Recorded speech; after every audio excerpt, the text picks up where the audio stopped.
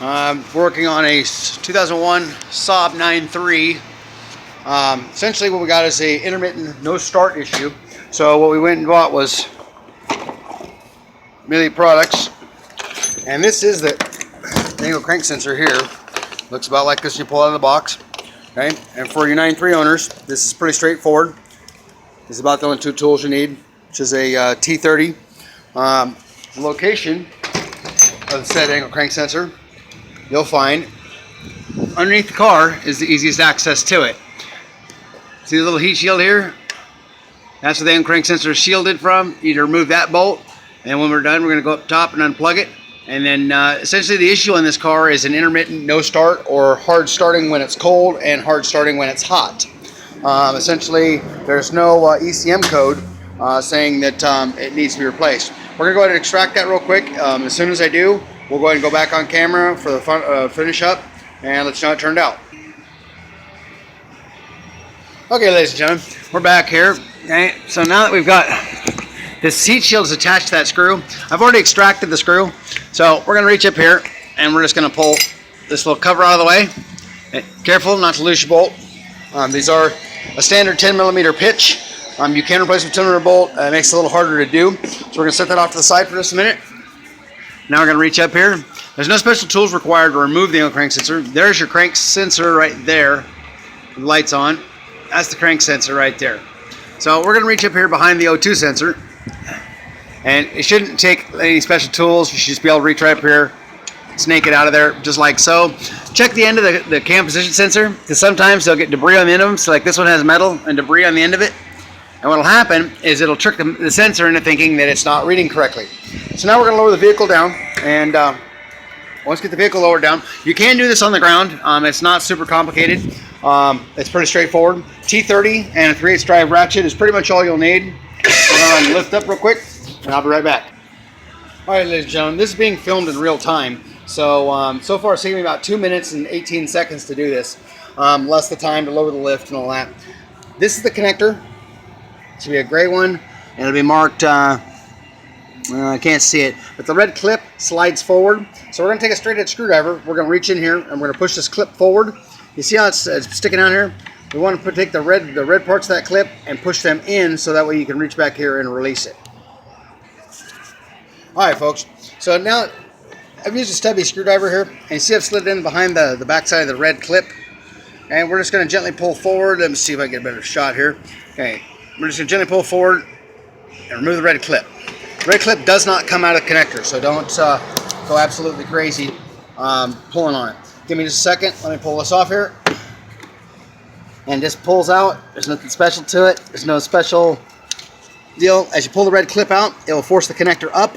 When the red clip is free, the connector will come loose. You shouldn't have to go yarding on it and pulling on it. Always be careful working with wiring. You don't want to really pull on it too hard. You can damage the wiring internally and end up with issues that you didn't have before. Okay.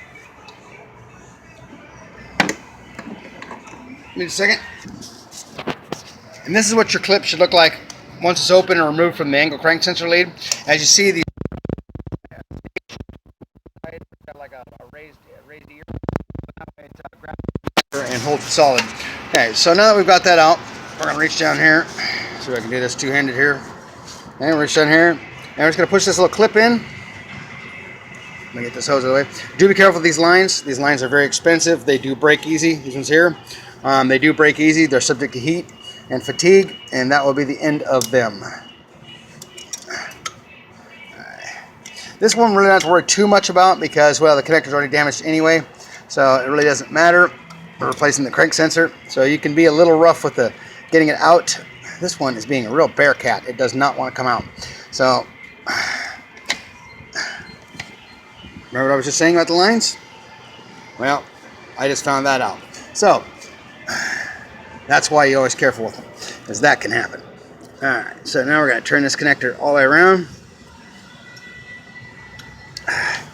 I'll get my fat little hand in here. Goodness gracious.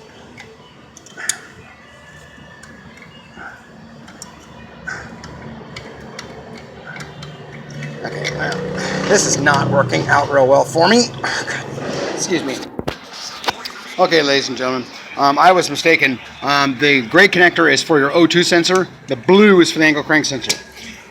Down here, you'll find a funky little clip on this pipe.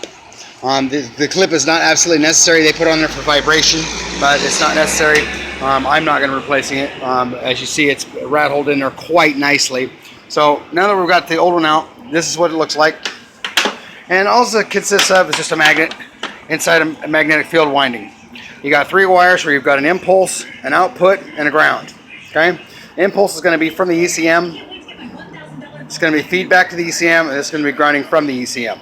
So there it is. And we're going to get the new one in, and we'll let you know how this turned out. Okay, so you see I re-secured both the O2 and the angle crank sensor, which is blue one, back behind it. There's a blue connector, which is your angle crank sensor. The hardest time you'll have on this is actually routing the wire underneath. And you see the black wire, this little black, brand new black cable right there. Okay, that's your angle crank sensor, so you just want to route it down to make sure you have enough to access. You can see the hole there inside the block, so we have plenty. And then once you're done, you want to take a zip tie, a small zip tie, and zip tie that wire to something that's not hot.